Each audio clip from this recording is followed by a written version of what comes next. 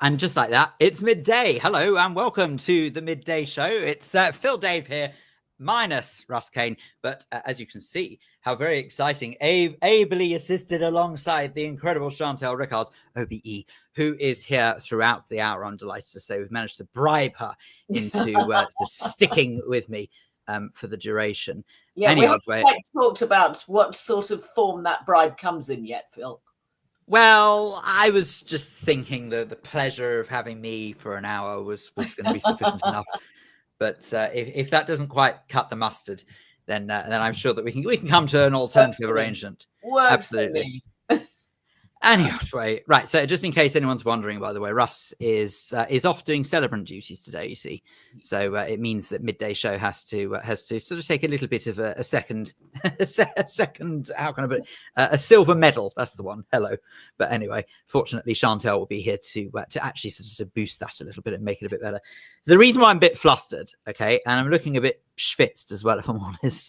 The reason for it. Looking a bit what? Hang on, that's a word I don't know. Oh, schwitzt. Sorry, it's Yiddish for hot and bothered. Sorry. Oh, okay. It's a great word. I like that.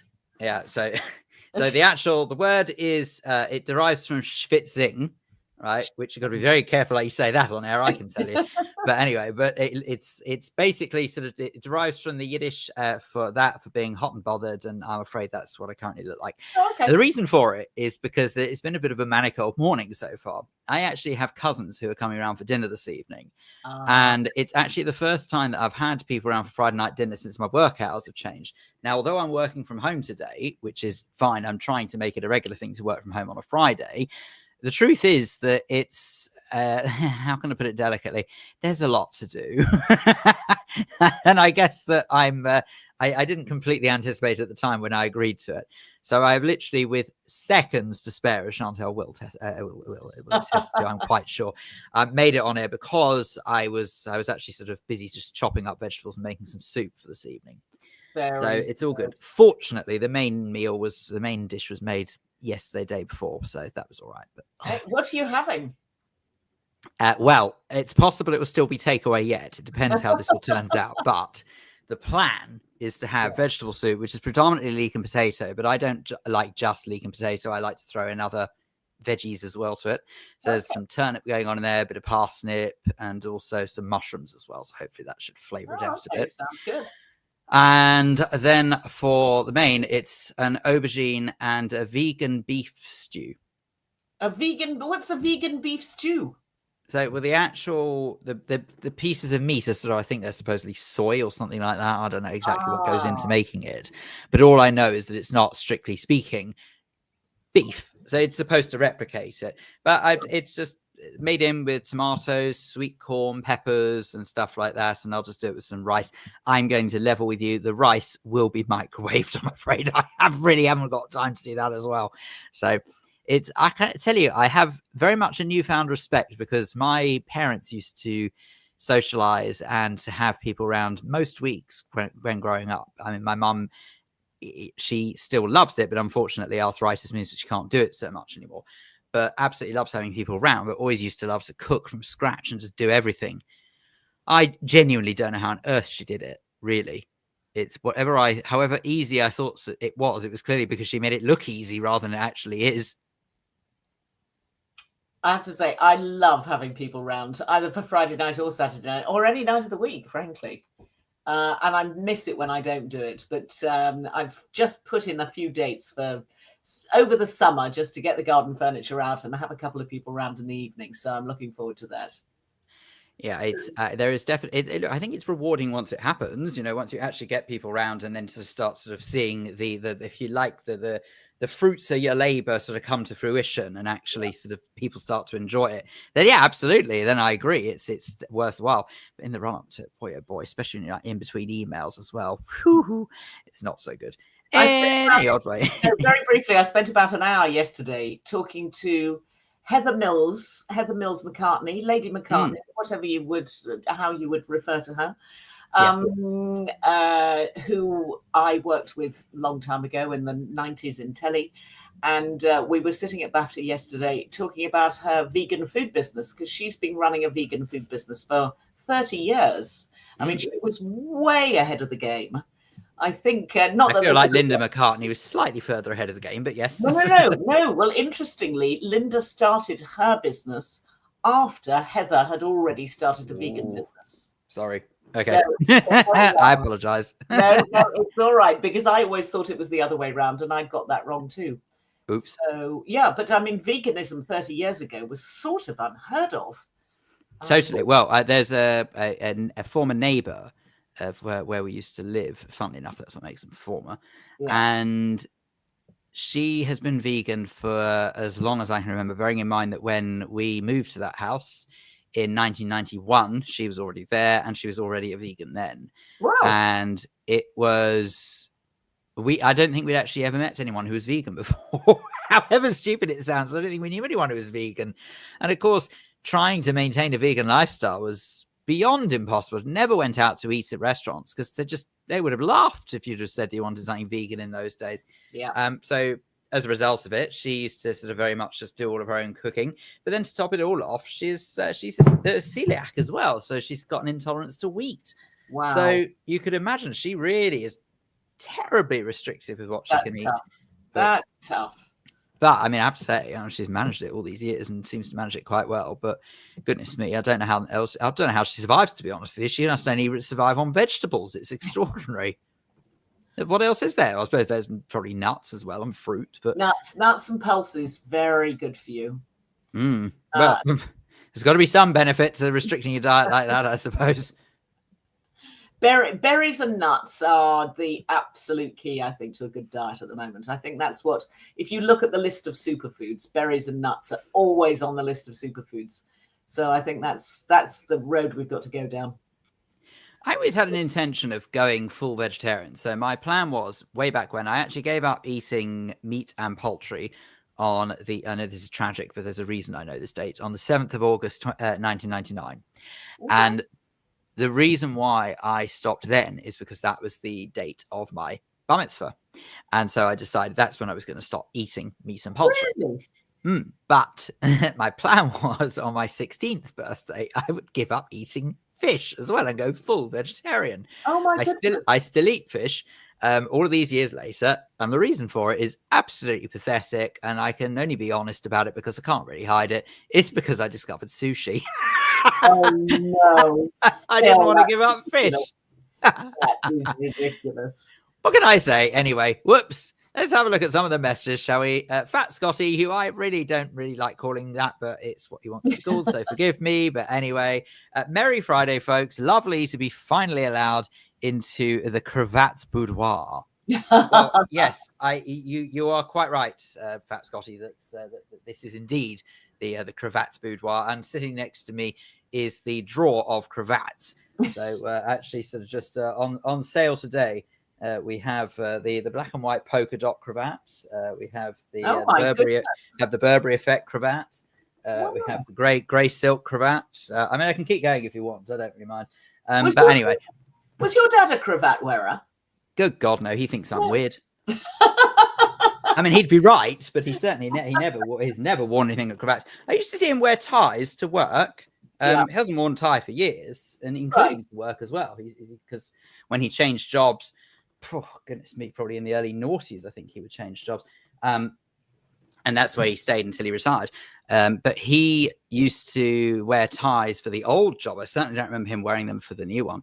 And I was always fascinated, actually, growing up, because my dad has the most phenomenal tie collection. Oh, really? As in, I can't believe that it's possible to have that many ties without opening a branch of tie rack. And he sort of had on the lining of the wardrobe door, which you've got sliding doors now, so it doesn't work so well. But in the old wardrobe, where it was one of these swing open doors, he had holders for all of these ties, and it was just the whole door was covered in them. And it's amazing how many he has.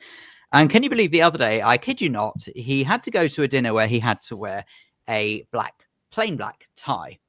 And all the ties he's got, he phoned me and he said, and when I'm saying all the ties, I reckon there must be at least 40 to 50 ties, easily. Good. And in and amongst all of those, can you believe he said to me, he phoned me up and he said, "You've got a plain black tie I could borrow, have you?" And he hadn't got one. I said, you are kidding me. You're seriously telling me that sort of underneath all of those, you haven't got a plain black. No, I have had a look. Well, it must have taken about 2 hours to go through all of them anyway. So I thought for that alone, I probably should loan him the tie. So anyway, but yes, indeed, Scotty or Fat Scotty, don't like that. Anyway, whatever. Right, sort of. Yes, you are right. I was going to say morbidly obese Scott. You are right. This is the this is the cravats boudoir. Michelle Vaughan says hello from Oz. That's exciting. So we're reaching down under, Chantal. Have you ever been to Australia? I have. I went for 3 days and I saw Michelle.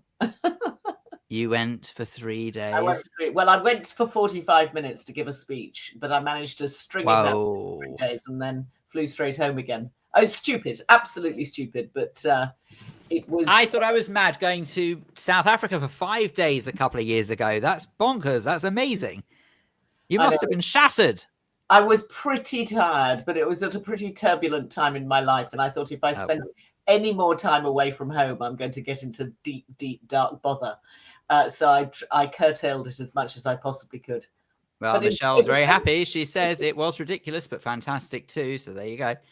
Also, Barry J. Allen says, hello, Phil and all. Who's the all? Do you mean Chantal? Who's the all? I suppose you probably refer to Chantal and anyone who is daring enough to listen or watch this. So a very good afternoon to you, Barry J. Allen. And also, Robert Van Buren says, hello, Phil and Chantal. So there you go. And now, Chantal, I suppose we probably should reveal that you and I, a couple of, it was last Sunday, wasn't it? I get very confused with days. Sunday or Monday? I can't remember. Sunday. I think it was Sunday. Yeah, because it was the day after I came back from holiday. So, oh, yes, I'm back from holiday, by the way. Hello, everyone. Right. So I forgot about that. It seems like a lifetime ago now. But it seems like a lifetime ago now. It's ridiculous. I can't believe how just as soon as you come back, it's almost like no wonder you went to Australia for 3 days. You can't you might as well go for 3 days. You don't feel any different. But anyway, so yes, I'll bore you all with what happened in Corfu in a bit. But as far as Sunday was concerned, we went off to our friend and colleague Liz Saul, who you may be familiar with of this parish once in a while, for a nice little barbecue. So hi, Liz. Thank you for it. It was very nice. It was a lovely afternoon and the sun was out. And it was terrific. So, and it was nice to catch up with you, Phil. So that was great. Likewise, yes, absolutely. I don't think either of us couldn't stay that long actually, because not long after you went, I had to leave as well because I had to get back because I had to be up early for work on Monday. So I had to. Yes, when I say early for work, it was Wait, no, was it? No, it wasn't Monday. When on earth is the barbecue? It was on Sunday. I'm sure it was. It was definitely Sunday. Yeah, I think it was Sunday. But why did I have to get back? There was definitely a reason. I know on Tuesday I had to be up at silly o'clock in the morning. A colleague of mine had called in sick, and he was our camera operator for going to go. You know, when you see on television, you see these. I'm not telling you this, of course you know it, but what I mean is that, so you know, when one sees on TV these politicians standing outside Westminster or what have you to go and do. Anyway, he's our camera operator, this chap, and he wasn't able to do Tuesday, and there's literally nobody else. I know full well exactly who was tried and who was contacted. No one was available. And so my colleague said to me, look, could I ask a favor? Could you just do this, please? I know you know how to use the camera. I know you know what you're doing. Can you just sort of go off and do this? And I thought about it because I was pretty tired because I hadn't really stopped since coming back on Saturday evening. But then I thought, well, actually, it'd be quite useful because then I could finish early and go home and just do what I need to do and catch up on some more washing. There's no washing after you come back from holiday. Awful. Oh, dear. I didn't know that you did camera work too. Good for you. You're a definite all-rounder. Well, let me put it this way. You say do camera work. I say I black it because, to tell you the truth, if any of the settings go slightly wrong, I wouldn't have a clue what to do. No, I definitely. So I can just about sort of set it up on the tripod and press record and hope for the best. But then if things start looking a bit weird, say, for example, use technical term now, the white balance is off. So I never really know how to explain white balance, but it's basically when the picture looks oversaturated. So it looks like you've got the sun beaming directly into the camera, even though it's not, basically. And if when it is the white balance is off, I have no idea what to do. As in, I will literally end up calling our engineering team and saying, "Help! It looks weird." So, but anyway, but yes, so there you have it. So yeah, that was my day the other day. And also Philip Harling, by the way, has joined. He says, "Greetings all." Now listen, there's only room for one Philip on this show. Do you mind? Indeed. No, I'm joking. The more the better. Our fill of fills is all welcome. So there we have it. Anyway, so Corfu. Yeah, have you ever been to Corfu yourself? I have. I went, but again, not for years. Please don't. No, but for 3 days. Do you know, I was just about to say I haven't been there for about 30 years, but in actual fact, I flew to Corfu 2 years ago. I was on the island for less than about 90 minutes because I then got you don't stick around very long, do you? I got on a ferry to leave and go somewhere else. So actually, I haven't really been to Corfu for 30 years. I should go back. Well, I strongly suspect it hasn't changed very much in 30 years. And I really mean that because the one thing I noticed about it is that it is one of the most unspoilt places on earth. It's divine. Oh, good. I'm pleased to hear that. That's great. Yeah, it's extraordinary because when I tell you what I found in particular is the roads and driving there is so, well, it is like being 30 years ago. Apart from that, the cars are modern. The roads have virtually no restrictions on them. There are virtually no traffic lights. People park wherever they want. Don't get me wrong, the speed limit is what the speed limit is, and not many people stick to it. But then again, there are no speed cameras there to really catch people out. So people sort of do whatever speed they want to. And I have to say that it does appear that maybe it's not the safest place to be a pedestrian because there were a great number of these little memorials all over the place on the roads. So you know how it's very strange, actually. I say strange, it wasn't strange to them. They probably think we're the strange ones, and we are probably. But you know how we have in this country, memorials are more about sort of little sort of artificial bunches of flowers that people maybe cable tie to a railing or something like that, just to show that obviously someone lost their life there.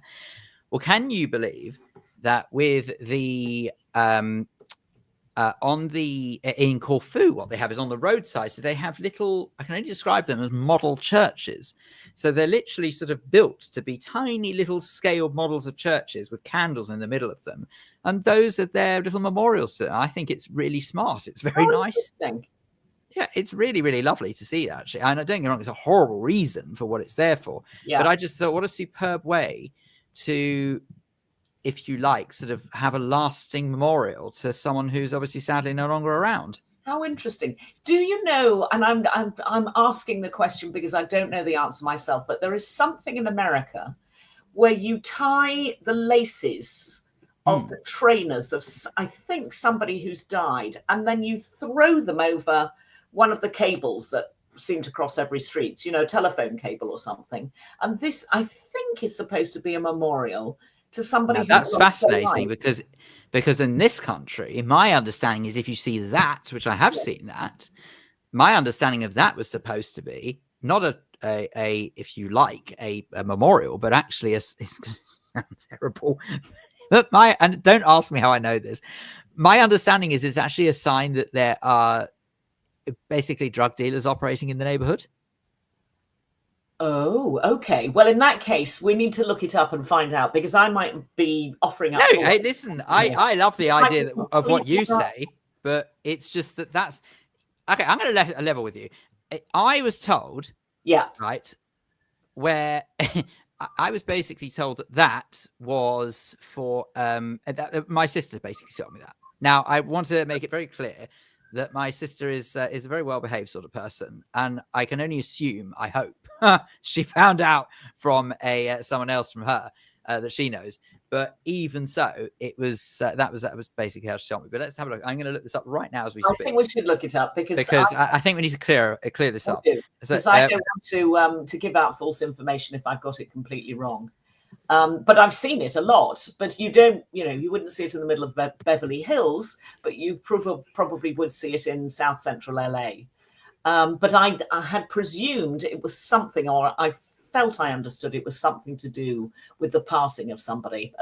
Anyway, you'll find out. So according to this, I've got an article here Yes. That is from, well, this is Wikipedia, which of course you must take with a bit of a pinch of salt. Okay. But shoe throwing in Wikipedia is gang messaging. So shoes on a telephone wire actually said to be linked to organized crime in that area, in that region. So that I dare say I'm worried that I was right in that. However, there are other meanings as well. Apparently, some people just do it for urban art. Fancy, call me old fashioned, but I'd much rather go to the National Gallery. Apparently, it can also be deemed as a rite of passage in certain neighborhoods. Apparently, throwing shoes on a power line can be a tradition as part of a rite of passage, like graduating from high school or marking a milestone. You are quite right. It's also used as a memorial in some cases to attribute to someone who has died. And of course, there are other meanings, including it can be a symbol for change. For some, it can symbolize a significant life change or transition. And what I completely love is the final explanation. Yep. No specific meaning. In some cases, it can just be a random act with no particular meaning whatsoever. I did enjoy that one, but anyway. That's no answer at all. Okay, really so we're both right in that case. So I was going to say, it basically turns out we're both right. So yeah, but anyway, in Corfu, what they have is they have these little churches all along the roadside. And what they actually do is, and Michelle's saying in Australia, it's just a waste of trainers. Very true. They have all these little churches all around the edge of the roadside, so as and when someone has obviously clearly sadly lost their life. But one thing I really noticed about the roads, which is all I should actually point out as well, the reason why I saw the roads so clearly is because I actually ended up renting a car, because what happened is that I was given a couple of suggestions by people who I know who've been to Corfu, who said, well, you must do this whilst you're there, you must go there. And one of the places was a restaurant called the White House. Now, I'm sure you are familiar with the Durrell family. So Gerald Durrell and also Lawrence Durrell, the author. Yep. Well, Lawrence Durrell and his wife Nancy lived in Corfu, which is actually how the Durrell family. Of course they did, yeah. Which is actually how the Durrell family ended up being in Corfu at one stage. So I know that the television show would have you believe that they all moved together, but it's not quite the way it worked. It was Lawrence and Nancy were there first, and the others went to go and join them. However, the White House restaurant is the restaurant where Lawrence and Nancy Durrell lived, and it's been turned into a restaurant. And so you've got this amazing little sort of, say little, it's not even little at all, it's massive actually.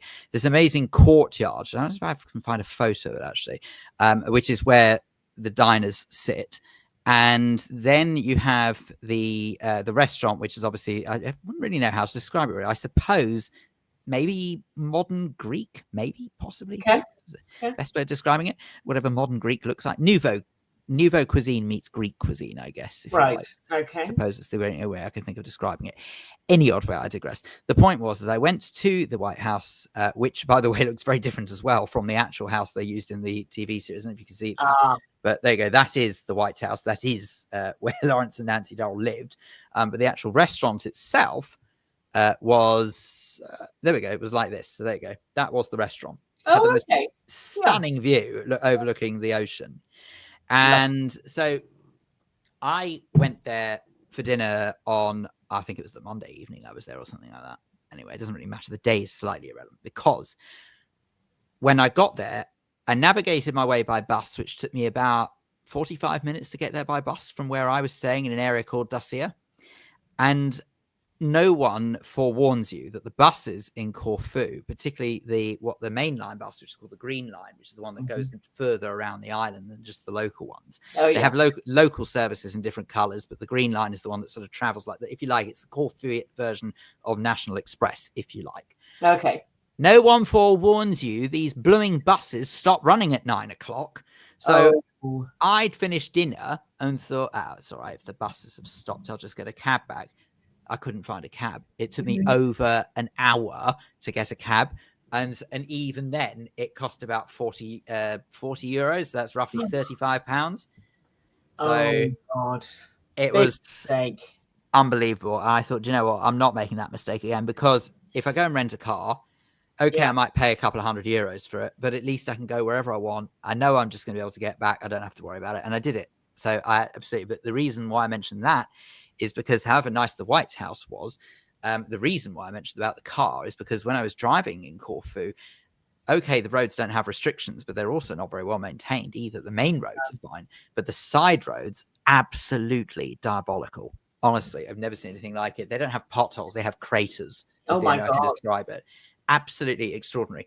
And then to make it even worse is you never quite can tell whether you're driving down a public road or a private road, because they look so equally unmaintained that you could just take one wrong turn and suddenly you're in someone's driveway, but you don't realize it.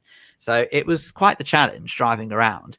And of course, relying on satellite navigation as I was, it was all well and good, but unfortunately it didn't quite, how can I put it delicately, didn't quite work every time. So, so as a result of it, I did wind up in the middle of nowhere on 1 or 2 occasions. And there was one particular incident which was absolutely terrifying, where the roads were so unbelievably bad and narrow that I actually wound up in the middle of a field, so I couldn't even turn around. I just had to keep driving and keep going and going and hoping that I might, by some miracle, wind up on the road again. I did, but it was the longest 15 minutes of my life, I can tell you. Funny enough, I got lost. I mean, this sounds mad, but I got lost driving from Palm Springs to San Diego. About 5 years ago. It was my last week in Los Angeles before I returned back to the UK, and went off on a trip with a couple of friends.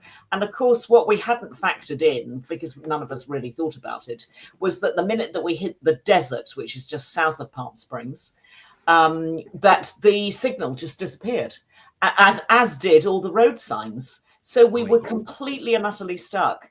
We had pretty much a full tank of petrol, and we had to guide ourselves effectively by the sun. And we just kept thinking, well, if we go straight down and it's 12 o'clock, we must be heading south. And if we go all the way south, we're going to get to the Mexican border. And then if we get to the border, at least we can turn right and end up on the coast in San Diego. But the journey took us about 3 hours longer than it should have done, because we got completely lost in the desert, and it was really scary. We didn't have water with us. Of course, we should have had water. We thought that there would be, tons of petrol stops and all the rest of it, and there just weren't. And that was, between two. Honest to God, it's terrifying, because you just think, what happens if you run out of petrol in the middle of nowhere and you've got no phone signal? So no one knows you're there. Yeah. It was bad planning on our part, 3 fairly intelligent people, but we just hadn't factored in the loss of signal. So tricky. Well, anyway, it sounds as though you had a bit of an interesting time in Corfu, but you had fun too. Oh no, absolutely. Yeah. I 100% had fun with it. It was, I suppose that it wasn't. No, I did enjoy it. I did enjoy it, but it wasn't the most relaxing holiday, because there were moments of quite extreme stress, and I don't normally get stressed I actually paid to use my phone over there. I paid for roaming, because I thought, well, if I'm on my own in a strange country, I need to make sure I've got some way of getting in touch if I need to. And I guess that I just didn't. I couldn't relax because I didn't know it well enough. Whereas if, for example, I know this sounds silly, because I think most people are forgiven for thinking that Israel is not exactly relaxing because of the troubles over there. But in Israel, because I know my way around it so easily, I find it's just easier to get on with the holiday then. Does that make sense? Yeah, completely. Yeah. This time in a fortnight, I shall be getting in a car in Croatia. And driving from one bit of Croatia to another bit of Croatia, never having been to the country before, and clearly don't speak the language. But I'm hoping my sat nav will bounce into life and get me from one place to the other. Interesting. Yes, quite. I hope so. Well, we need you, so you must make sure the sat nav does that. I won't be too far from Corfu, because I'd just be sort of. Oh, I suppose it's a hop and a jump away, really, isn't it? Yeah, not too far. My geography is rubbish. It's really pathetic to say this, but it was. I'm not going to pretend I was some sort of academic. I never really got on with school at all, but I really struggled with geography, and I don't know why. But this is where it gets even more stupid. If I say so myself, I'm A1 with directions. So if you tell me to navigate somewhere, I might use sat nav once, and then I navigate my way back, because I'll remember the route, so I can just do it. But I think it's picture memory rather than actually bearings, if you see what I mean. So picture memory is quite good, which means that I'm okay with directions. but sense of geography is terrible. If you give me a map and say, right, where's this, where's that, and the other, No. I could easily do the continents, but I don't think I could very easily do all the countries. Wow, that's surprising. Well, I mean, I could have a stab. I probably wouldn't get everything right, but I could certainly have a good stab. But the African countries, I think I'd get a big fox by, because I've never travelled to Africa other than to Egypt. So the rest of it feels very alien to me. I think I'd get horribly lost. I think in that case, we need to get a show outing to South Africa. Well, of course, because you've been to South Africa a lot, haven't you? I wouldn't say a lot. I've been there a few times. I wouldn't say. I think I've been there about 3 times, but it doesn't. But it's still, you know, it is the fatherland, if you like. So my dad and his family come from South Africa. Speaking of which, by the way, you know, I was telling you people coming around for dinner this evening. One of them is my cousin, and he is from South Africa. His wife is also from South Africa, but she's obviously relation by marriage rather than blood relative. Yeah. And he moved over here probably about 10 years ago, I think. Maybe. Right. And his uncle, who is obviously also, not obviously, but is also my cousin, is a very strange family. Sorry, because there were 6 brothers and sisters, like sort of 4 brothers, 2 sisters, I think it was. My grandfather was one of those brothers. And this cousin of mine is the great grandchild of one of those brothers and sisters, if you see what I mean. Right. So this is how we're all. So he is my second cousin once removed, for what it's worth. Okay. Anyway, his uncle, who is my second cousin, is coming over from South Africa tomorrow, landing here tomorrow morning, and he's only here for the weekend. So can you? So I know. So you thought I was bonkers going to South Africa for 5 days. He's disappearing off again on Sunday evening. But I think it's because he's using it as a stopover to go to mainland Europe. But I can't remember where exactly. Right. Oh, hang on a second. Oh, for goodness sake. Hello, guys. Sorry I'm late. I was at Pilates. Oh, lardy-da. My mother in the 21st century, everyone. But good anyway. For her. Good for her. Please. No, I can't even spell it. Never mind actually go to it. But anyway. I did once do a weekend, literally weekend, 2 nights in Barcelona from Los Angeles. That was pretty bonkers. And back to Los Angeles again afterwards. Yeah, back to LA afterwards. Wow. Okay. Yeah. I'd say 2 days if you're going Barcelona from the UK. I can understand that. Not Los Angeles and back. No, it seemed like a good idea at the time. You must have been longer in the air. I probably was, actually. Well, that must have been, because if it's about. No, well, it was. Hang on, New York is about 8 hours away. So what? Los Angeles is what, about 11-hour flight? Is it? LA, from the UK. 11. LA is 11 out and 10 back. Right. Yeah. So then from Barcelona, it must be what, near 12 or 13 hours? No. Well, it isn't that much further, to be honest. Oh, really? Because they just sort of cross over. They just come sort of lower across the world. Instead of, basically there wasn't that much difference in it, but even so, it was still a hell of a long way for I mean, let's be honest, you're basically akin to almost being in the air for 24 hours, and if you're only there for 2 days, that's half the time was traveling. Ish, sort of. I don't know, I can't calculate. A third of the time was traveling. There you go, that's what I meant to say. Maths is never a strong suit either. It's no wonder I left school at 15. Anyway, right. I can't believe that. You're so clever, Phil. You know so much. I completely promise you I'm not clever. But I'm not academic at all. No, but you're obviously an autodidact because you've just assimilated and absorbed so much information. You're way more clever than most people I know. That's really worrying, but thank you. Gracious. No, but thank you for saying so. No, it's more about how I suppose that sort of I have a memory for really useless information is the only I can describe. I'm sort of a bit like a walking version of the Reader's Digest, I guess, because I can't really sort of think of any, because I don't remember stuff that's important. So, for example, I can do telephone numbers of people who are close to me. Yeah. Because I dialed them so many times over the years. That's rare these days. But I can't do telephone numbers of friends and wider family, or certainly can't do phone numbers of colleagues and contacts and stuff. I find that very difficult.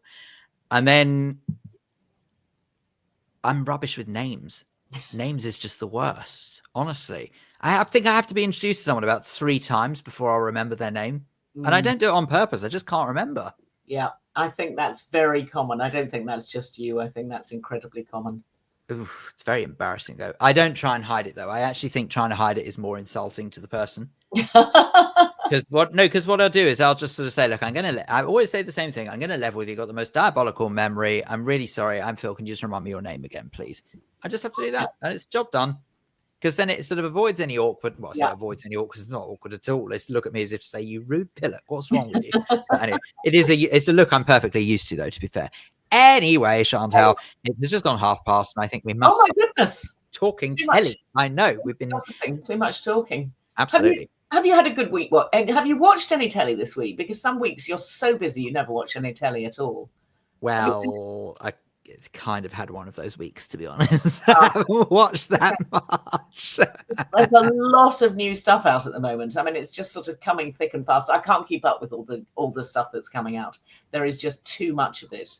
So, in fact, I trawled through lots of the television reviews just to make sure that I wasn't missing stuff on, Prime, or because actually I had virtually started to ignore Prime because I'd seen very little that had come up recently that I thought was worth watching. And then suddenly there are sort of 3 or 4 programs on Prime that are really worth watching. So I've had a good week watching telly, a busy week watching telly, but very good fun nonetheless. Well, thank goodness for that, because if that case, you might be doing an awful lot of the talking.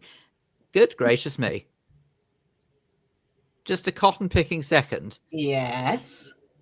Look who's decided to join us. Oh my goodness me! There he is, the boss. Hello. You're on mute. You need to unmute yourself, Russell. Yeah, that's not going to work. There you go. Hello. Is that better now? That is better. How's yes, that? That's bizarre. That's looks very peaceful where you are.